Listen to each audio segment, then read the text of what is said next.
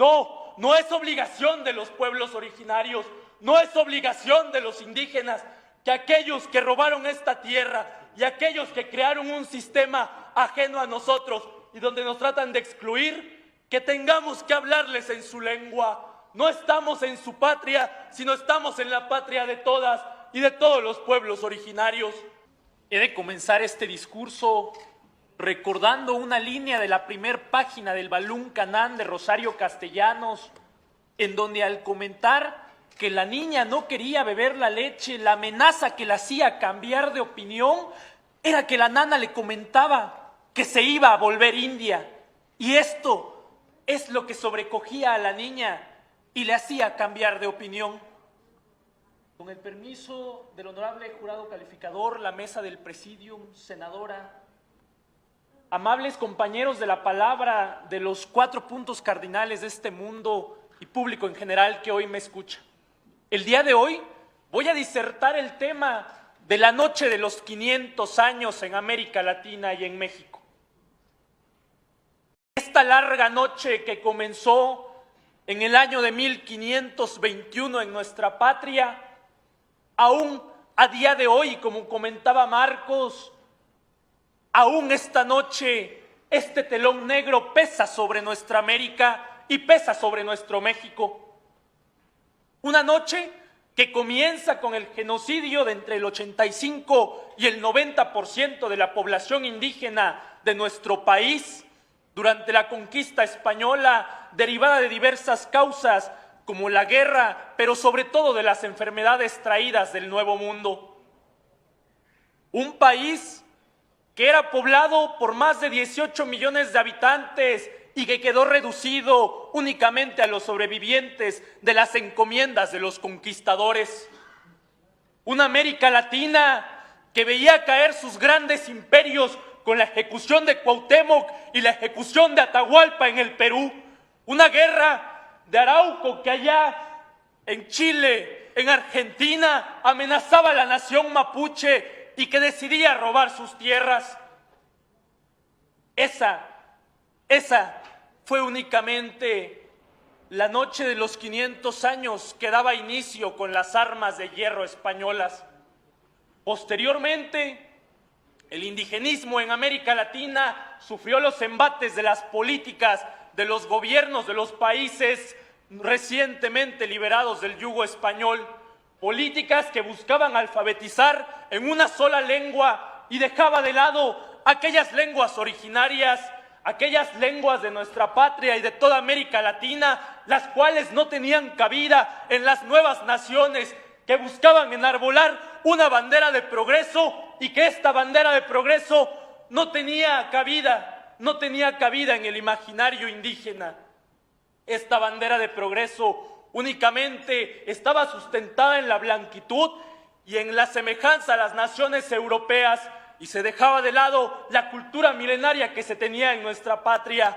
Se dejaba de lado las costumbres, las tradiciones, la vestimenta, todo aquello que recordara que en América Latina, antes de la civilización, existieron indios. Pues esa era la visión de las nuevas naciones, esa era la visión europea, que estaba subdesarrollado nuestro continente y que no podía ser sinónimo de progreso y que no podía ser sinónimo de desarrollo.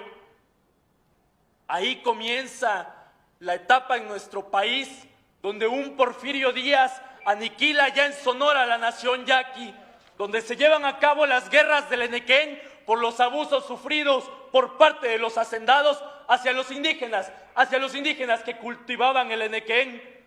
Ahí es donde encontramos todo este nuevo embate de la alfabetización y donde se llevan a cabo programas de lectura, programas de educación en nuestra patria, pero no se llevaban a cabo ni en zapoteco, ni en mixteco, ni en maya, ni en náhuatl, ni en otomí. Se llevaban a cabo únicamente en la lengua predilecta de lo que era nuestra nación y era el español. Pues a la voz del orden y el progreso se dejaban de lado las naciones milenarias que conformaban nuestra patria, y esas naciones no se buscaba para ellas más que el exterminio, más que dejarlas de lado y que se homogeneizara la sociedad mexicana en una sola cultura, en una sola civilización y en una sola identidad artificial creada a través de los distintos campos como la literatura, la música, la educación misma. En este nacionalismo revolucionario surgido posterior a la Revolución Mexicana, se toman estas bases y estos cimientos indígenas, pero únicamente como algo que da sentido de identidad a nuestra patria y no algo que finalmente se le dan los derechos tan anhelados por todas estas naciones indígenas. Se genera únicamente un sentido de identidad artificial, pero no comienzan a verse los cambios, no comienza con el reparto agrario, no comienza con las oportunidades de educación y de justicia a los pueblos originarios. Tan solo en 2013, en mi estado Oaxaca, Irma López Juárez tuvo que dar a luz en el patio de una clínica, pues no se cuentan en estas comunidades con el acceso a la salud. Y cuando se llegó la hora de pedir cuentas a los responsables de esa jurisdicción sanitaria, la excusa fue: es que no supo expresarse correctamente en castellano y por eso tergiversa la historia. No, no es obligación de los pueblos originarios, no es obligación de los indígenas que aquellos que robaron esta tierra y aquellos que crearon un sistema ajeno a nosotros y donde nos tratan de excluir, que tengamos que hablarles en su lengua. No estamos en su patria, sino estamos en la patria de todas y de todos los pueblos originarios. Ahí es donde encontramos la tercera afrenta a los pueblos originarios y que vivimos hoy en día. Pues muchas veces se confunde este nuevo orgullo indígena en nuestro país con vender esta cultura a los extranjeros, con vender esta cultura al turismo que únicamente quiere ver fotos bonitas en sus redes sociales y que se olvidan de que en estos pueblos no cuentan con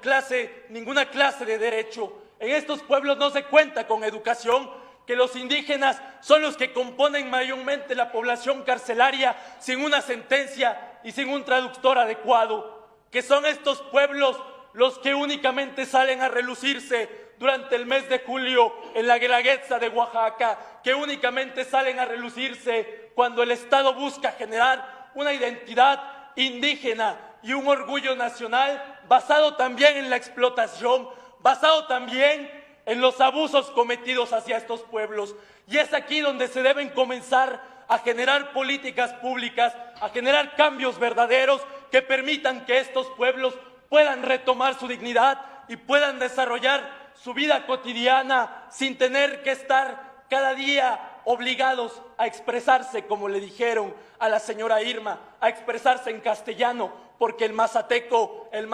ha dejado de ser una lengua válida en nuestra patria. Aquí es donde debemos por fin tomar las riendas del destino y por nuestra propia mano, por nuestra propia voz, tratar de quitar ese telón de la larga noche de los 500 años, hasta que la dignidad se haga costumbre, hasta que la dignidad se haga costumbre. Muchas gracias.